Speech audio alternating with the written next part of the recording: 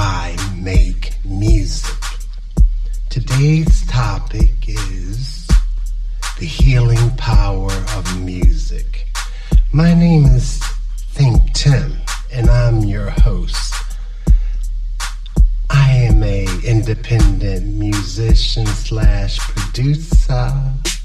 No affiliation, no association to anything major. I am strictly working out of my home, and I am trying to be the best host I can be. On today's show, we will talk about the healing power of music. So tell me what you think about that. But as I do, I would like to welcome everyone that is listening to the podcast. I have been looking at the analytics, and I want to thank you all for tuning in. I am very humbled by the fact that people are listening, and it's cool. Like I said, this is a long journey, a long road, and I enjoy putting together a cohesive thought of ideas to share with do-it-yourself musicians like myself. So, like I said, I record out of home. I use digital software. I can play traditional instruments. I had a basic musical upbringing, no lessons, can't read music. Just a musical household, musicians in the family, and just the love to create music and art. So, with that being said, welcome.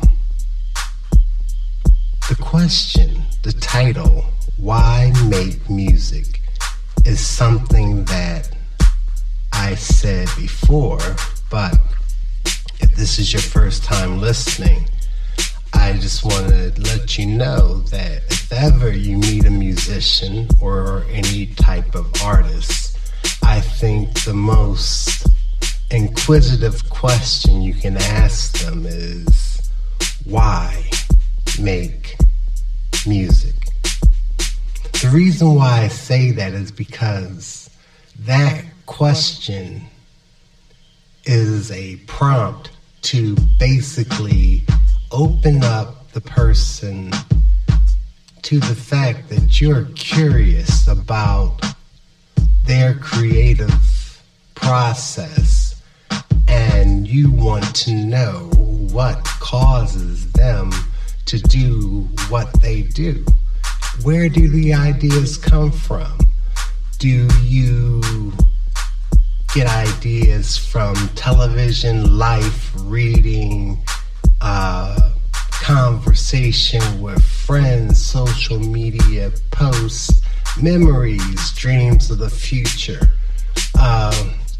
When it comes down to music, do you hear the melodies before you begin to write, or do you write with a blank canvas and then make it up as you go along?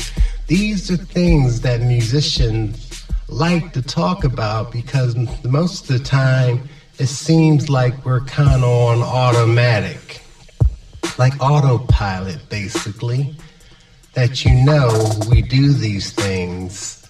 And a lot of times, I told you before, the greatest compliment for a musician is basically if their track can play in the background and you're not greatly offended or bothered by the sounds that you hear. It can blend in and be in your face but discreet at the same time. Music is basically a soundtrack for our lives and our everyday. You listen to music when you work out, you listen to music while you drive, you listen to music to fall asleep, you listen to music to get yourself hyped. It is something that we as humans take for granted, and shockingly, the percentage of people who are creatives that create the music is so small considering the amount of music that there is available in the world.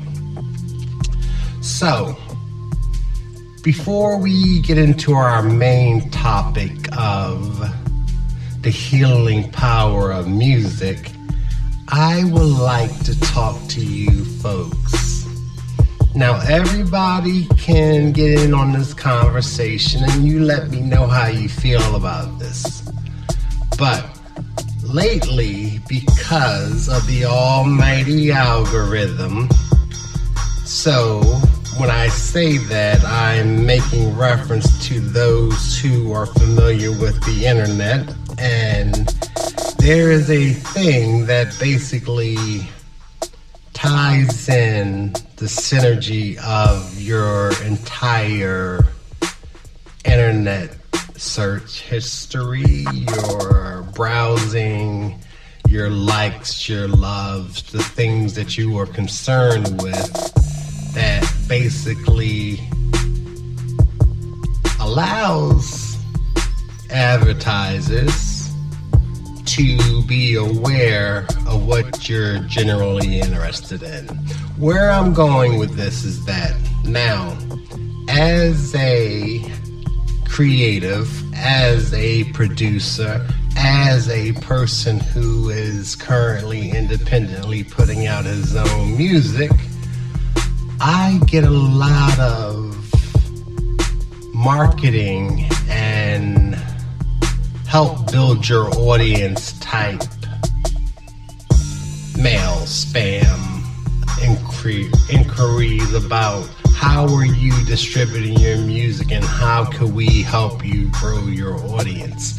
So my question is, when you listen to your streaming platforms, when you go for a playlist, now I understand greatly that by no means is ThinkTimm a household name. Sure, I should not be on anybody's playlist unless you are looking for me, but there are marketing agencies that are putting together scenarios for a price that it say that for X amount of dollars a day, we get your song onto a playlist. Now, I understand building your audience, building your community is something that's very, very important. It's extremely important. I cannot stress it. But the thing is, when you're building your audience by trying to populate a random playlist,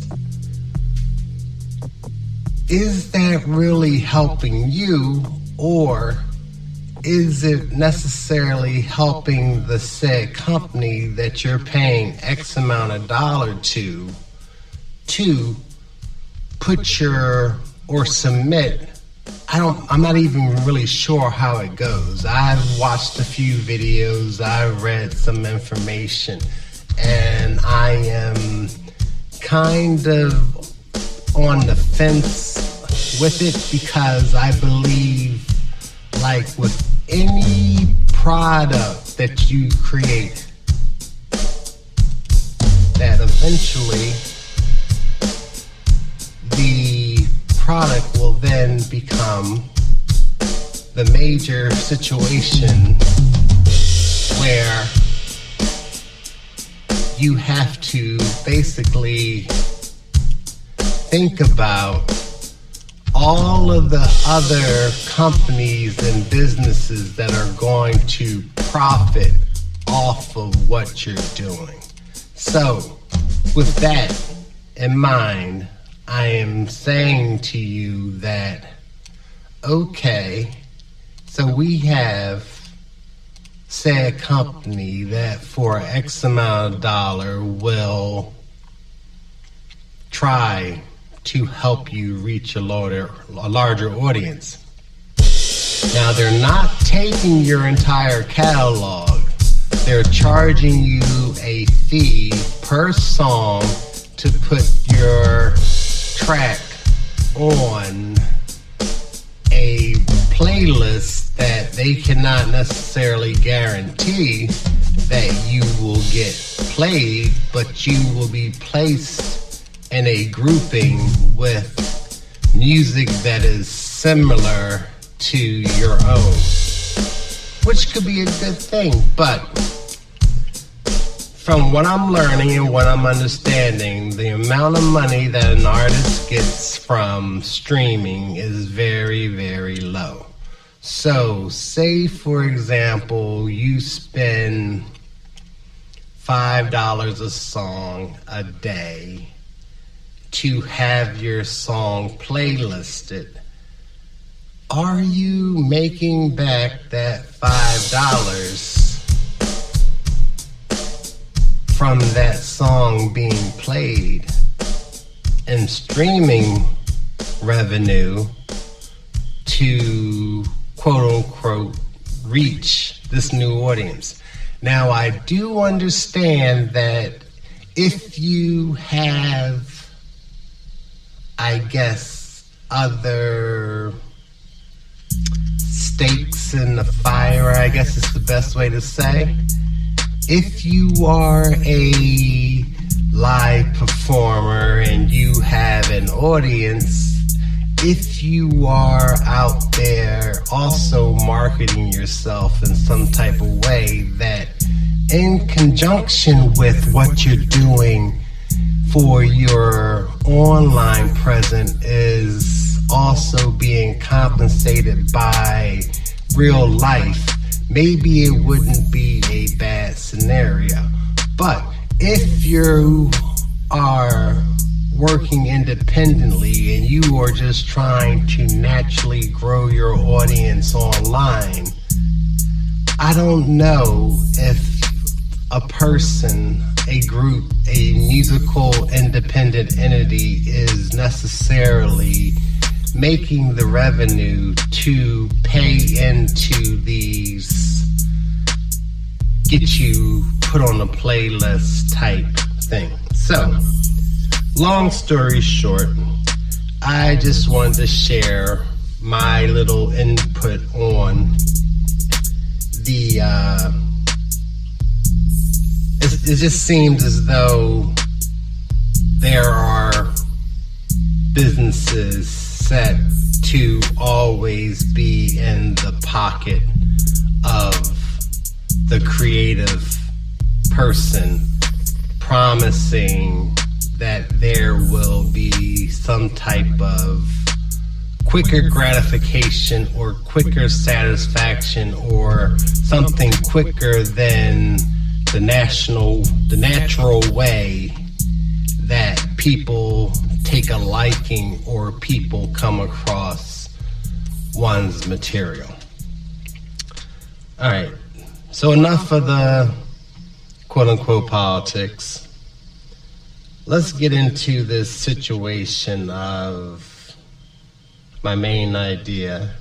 And if you can hear in the background, I have a special guest. I have a special guest named Jimmy the Cricket that's in here with me. And normally I will try to excommunicate the cricket prior to recording, but today I figured I'm a little lonely, so why can't I have company? So the cricket's in the background, so please excuse the little chirping from time to time.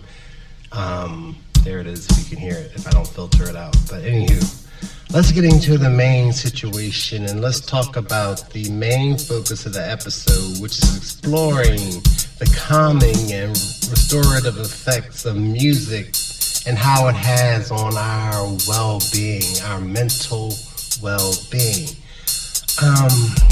I say that only because, I kid you not, this week in my regular life has been very, very busy, and during that time, it kind of pulled me away from my normal, everyday thought pattern because I was put in positions where I had downtime, but I couldn't necessarily call it productive time. So with my downtime, I found myself more so listening to music as opposed to playing music. Now, granted, it may have been my music, but I also witnessed situations where music was put on for other people with the intent of relaxing them. And it made me come up with the idea to think about, let's talk about the effect that music has on a person. It's a very soothing and calming vibe, or it could be used to hype you up. It could be used to be the background while a story's playing. It could be used, I know in elementary school and the elementary music classes, one of the great things we're introduced to is the story of Peter and the Wolf, where each instrument represents a character. So as the story is being told, the music changes from instrument to instrument as a character enters the story.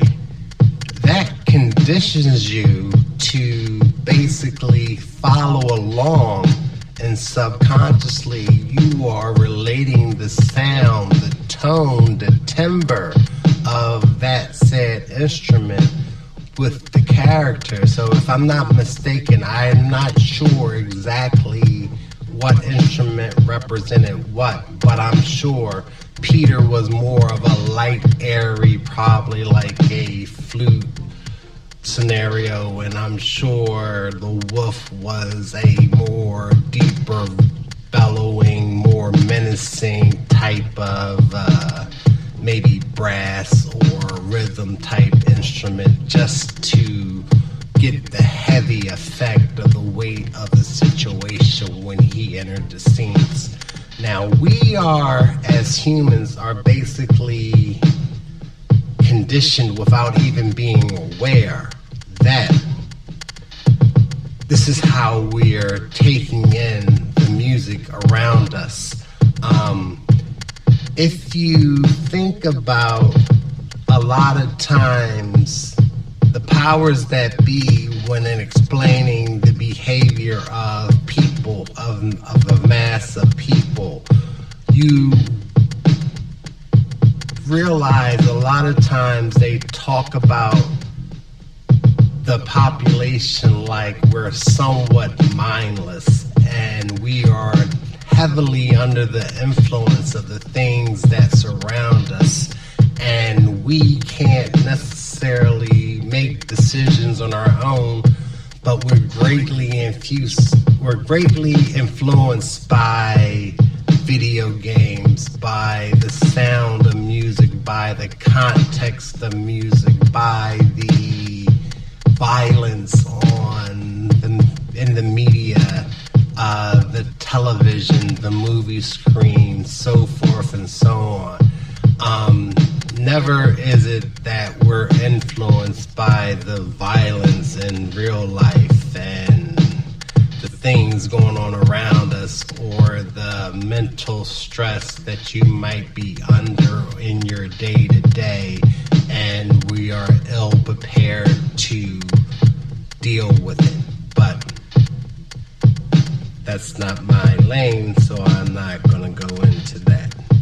But when it comes to music, music can be used as a catalyst, a jumping off point that will basically be your entrance to calming, your gateway to get hype, your driving music. I have a friend of mine that he used to drive. He would tell me a story when he was driving to work, and I think he worked the evening, the night shift, so there wasn't a lot of traffic, but on his way to work, the roads would be clear, and he would put on some hype music, and he would get his Indy 500 drive on. I'm sure he procured a few tickets, but he got caught up in the sound of the bumping music, and you feel a certain way, your adrenaline is rushing, you're feeling good. Then I have other people who like to listen to jazz, R&B, classic rock, yacht rock, the 70s, something mellow, laid back, and that's reflected in their personality. So it's funny how this week music was put on to lull a person into a sense of comfort, more or less to recall their memories of when they were younger. And the person's favorite artist was put on, and me personally, do I think it worked? I do, but I'm not sure if that's something that works all the time. I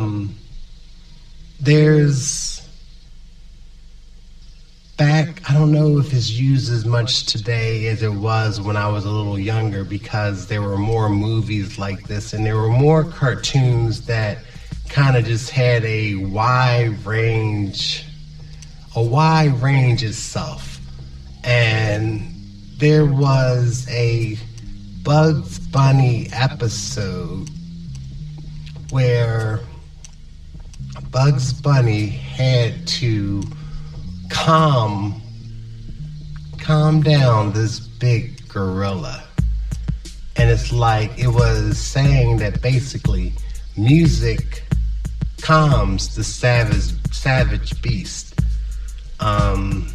And it was a situation where he had one of those little wind-up player devices, and the gorilla, first it was a monkey, and the monkey, he realized that the monkey followed instructions that he was taught and trained when the music came on, and he danced and he collected change. Now granted, Bugs Bunny was made in the 50s, 40s, old times, so it's probably no reference for anyone young who is watching this, and the Bugs Bunny they get is different than the generations of Bugs Bunny that I got when I was young, which was at that point still old, but I know that they've redesigned and redid the cartoons, so I don't think the Looney Tunes of today are the same Looney Tunes of the 70s and 80s.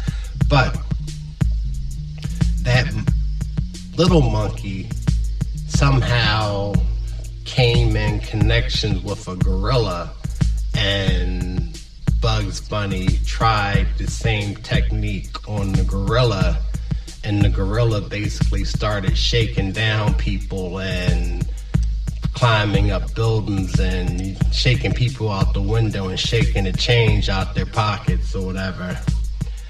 but the gorilla was still under the effects of the said music. Do you get what I'm saying? I'm trying to tie in some type of music has a calming effect. Psychologically, I guess it goes into the situation where I guess music is liking, I guess, the bell with Pavlov's dog, that the study was done that every time the bell rang at one point, the dog was given a treat, and it got to a point that even when a treat wasn't given and the bell rang, the dog came to attention, basically awaiting the treat, to a point that I do believe the book says that even the dog's mouth was watering. So signs of anticipation was based upon what was triggered in the animal's mind, which I'm sure is the same situation in humans, that basically when we hear a song or we hear a beat or we hear a sound, it triggers a memory in our head that then takes us back to said place. And if you put it all together, you end up with some type of effect that will be utilized somewhere down the line. Now, the reason why I say that is that you think about it, there's a whole field of study where you have people who go and get music therapy, and if you've ever gone to a spa, they have the light earth music in the background, the new age sound, and it's relaxing. You have elevator music, you have environmental music. I had to laugh because if you are a Prince fan, as I am, you would say, do you like environmental music? Birds chirping, water rushing. Supposed to make you horny, but kind of makes me want to go to the bathroom. Anywho, back on track.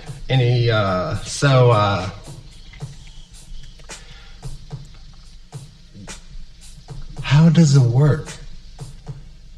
And when these people were putting together the music, what were they thinking? So that's where my mind goes when you have calming, relaxing music.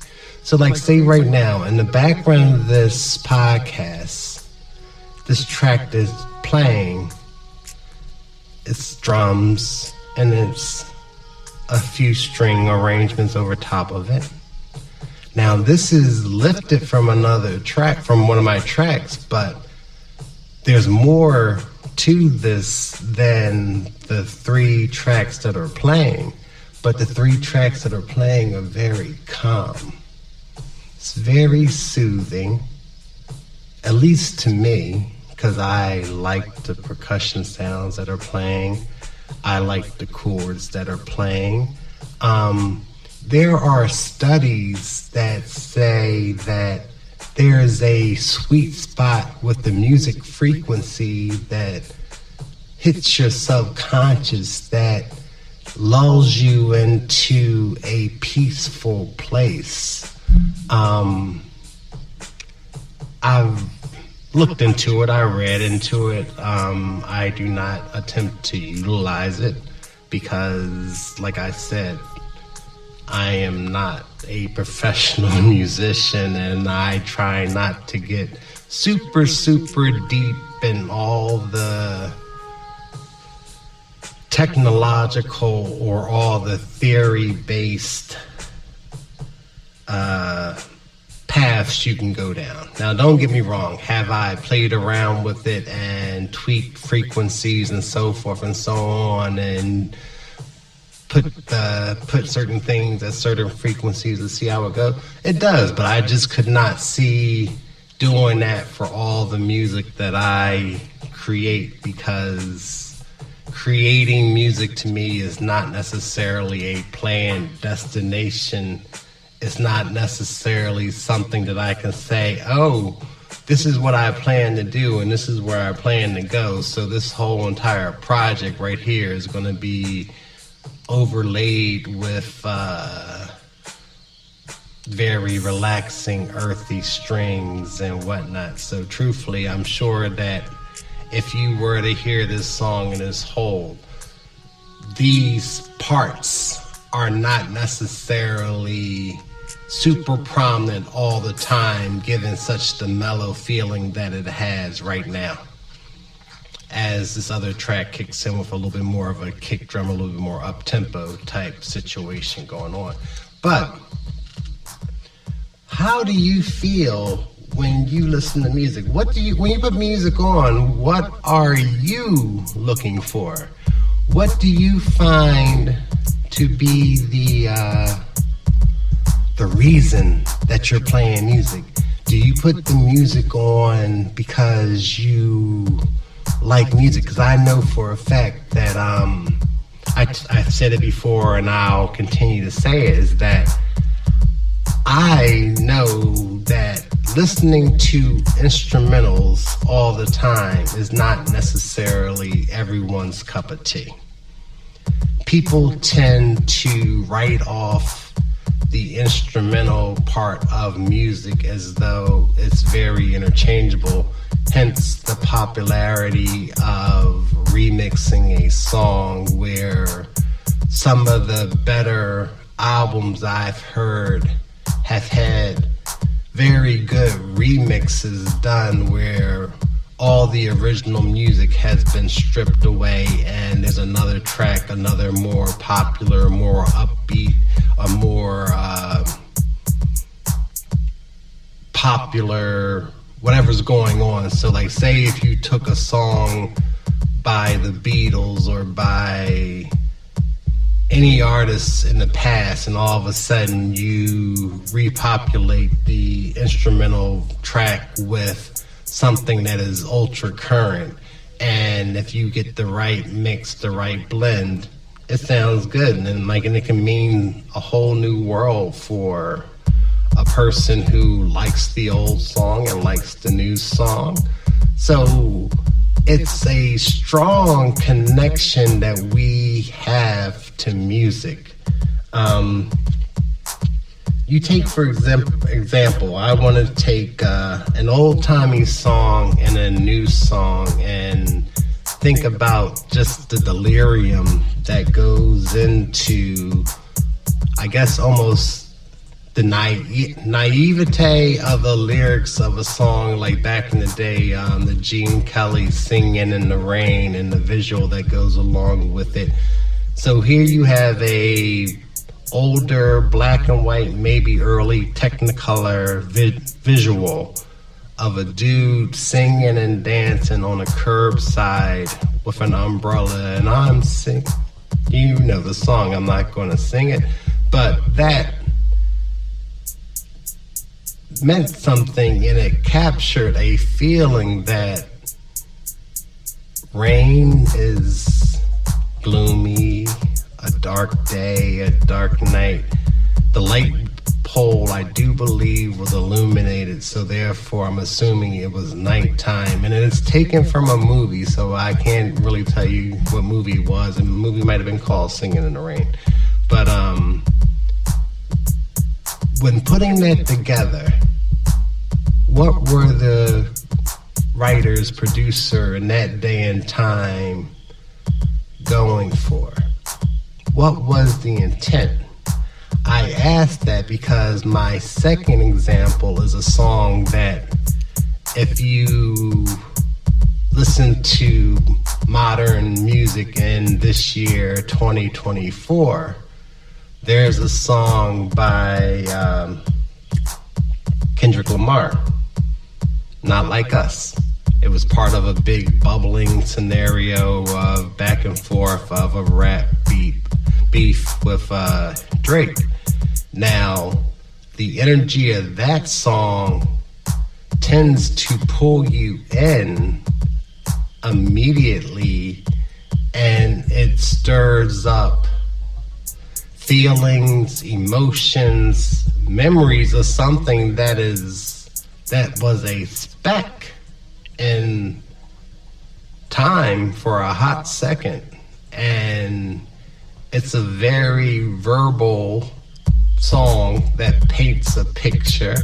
And if I'm not mistaken, the production was done by DJ Mustard, and it was very much so on point. It seems very spontaneous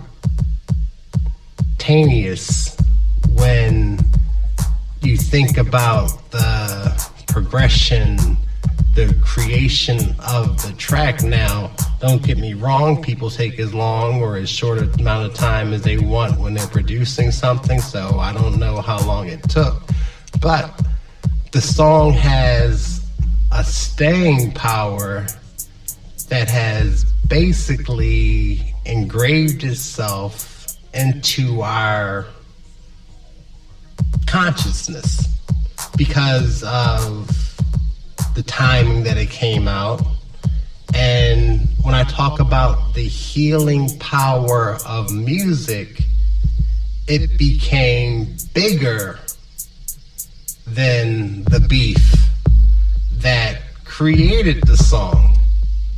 And when I say bigger than the beef that created the song, is that after that song dropped, it was almost like a victory parade, and it basically somewhat, not necessarily healed the scenario that they were going back and forth about, but it brought light to the emotion that every time the song comes on, which I'm not gonna lie to you, when the song comes on, I prefer to catch the song from the beginning. When the song comes on, it's kind of if I'm flipping through stations, if you listen to radio stations in the car every now and again, and I do, and it comes on, I tend not want to catch the song in the middle or whatever. I want to catch it from the opening note and rock with it throughout. If I don't turn off midway through because I have a short attention span and it is what it is, but I have a greater chance of completing the song if I listen to it from the beginning, because it is such a song that encapsulates a victory lap for whatever reason, and I could care less about either point of view. I have my favorites for the reasons I have my favorites, but that song, I can't necessarily hum along or want to bring back memories of any other song, especially from the other side of the beef. But anywho, that's another story. And I told you I would never speak negative. I'd rather just not talk about people. So, with that being said, we're talking about the healing power of music. What happens when you put on a Steely Dan album and you listen to it from front to back? What happens when you put on a Luther Vandross album, a Teddy Pendergrass album? What happens when you put on a Bob Dylan record? Where does that take you? The Beatles. Jimi Hendrix gets you hyped. He has some mellow bluesy type guitar playing, but the vocals are like fire. Led Zeppelin, The Who. There's so many great artists that have left their marks with a style of music. Not every artist has the creativity to bounce from box to box and give you one album that sounds one way, the next album sounds a different way, and this is when I was going through my such and such period, and this is when I was going through this, that, and other, which those albums themselves are the perfect time capsules that will be or are the healing albums or the healing music that I'm talking to, but it may not necessarily have the grand effect on everyone. But what if you were going through something at that time frame when that song first came out? What if you were living your best life when an album came out and you basically now recapture those feelings over and over again 10, 20 years later when you hear that album? I remember, I'm not gonna lie to you, I'm gonna take a horrible situation in modern times and I'm gonna tell you that, I remember 9/11. I remember the tragic situation. I also remember The Blueprint coming out by Jay-Z, which basically musically put me in a better place than the world was in at the time. But I don't necessarily relate the album, when I'm listening to the album, to 9/11, since fortunately I did not know anyone or lose anyone in the 9/11 situation. So I remember how the world shut down and how it was a very solemn situation. But at the same time, I remember while I was traveling from point to point in the car, I was blasting The Blueprint. So part of my healing and dealing with that situation was a good album. I told you that I spoke of before that when I came home as a young child after seeing Star Wars, there was an Earth, Wind & Fire song that was playing on the radio.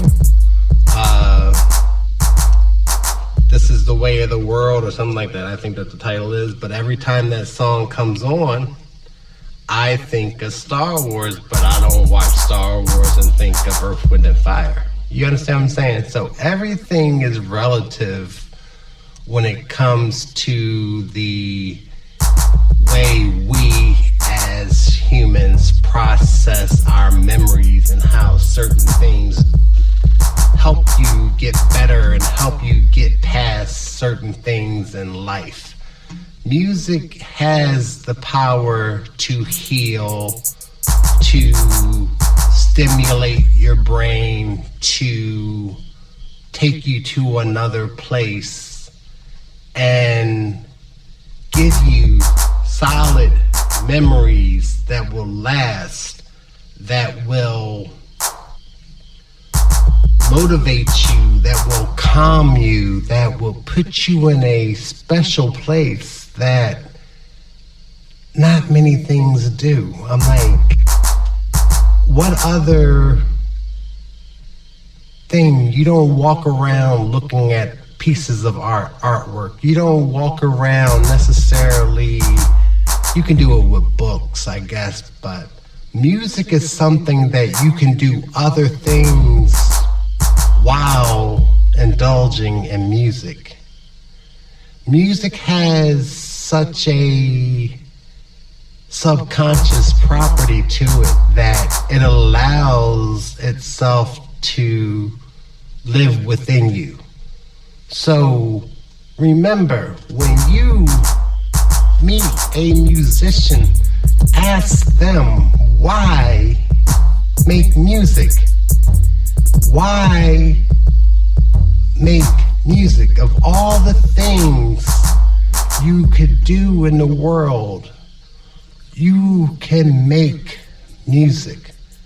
The reason why I say of all the things you could do in the world, you can make music, it's because it's something that comes so naturally to those who do it. It's something that you are willing to share is something that touches everyone. Music transcends language. Think about it. Especially when you make cool instrumental music like I do. You don't need any language. Music could be my language. But I want to thank you for tuning in. And I know that time is ticking away and I am on my mission to oversaturate the world. Today is October 18th, Friday. Next Friday, October 25th, I will be putting out my third volume of 26 songs. It will be called Superlative, The Reality Effect. Not the reality effect, but just reality effect. Superlative, SUPERLABASS ...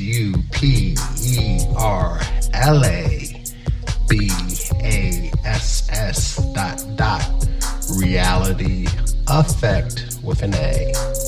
It will be available on all streaming platforms. I hope you guys enjoy. Take a listen to it, download it, play it, do what you gotta do. I hope you enjoy it. I hope you enjoyed Emotional, Caught Feelings. I hope you enjoyed Botanicals, Booming Bouquet. Right now, I am 3 months into 3 projects. Each project has 26 tracks on it.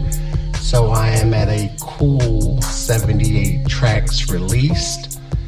And I plan to drop 2 more by year's end and keep this thing going as long as I can. I have music in me, so I will never run out of stuff.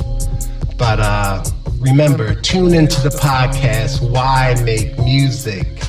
This is ThinkTimm saying thank you once again for all those who have listened and all those who have tuned in. Peace. Why make music? Enjoy, live life, be creative, and listen to whatever it is you love to listen to. Peace.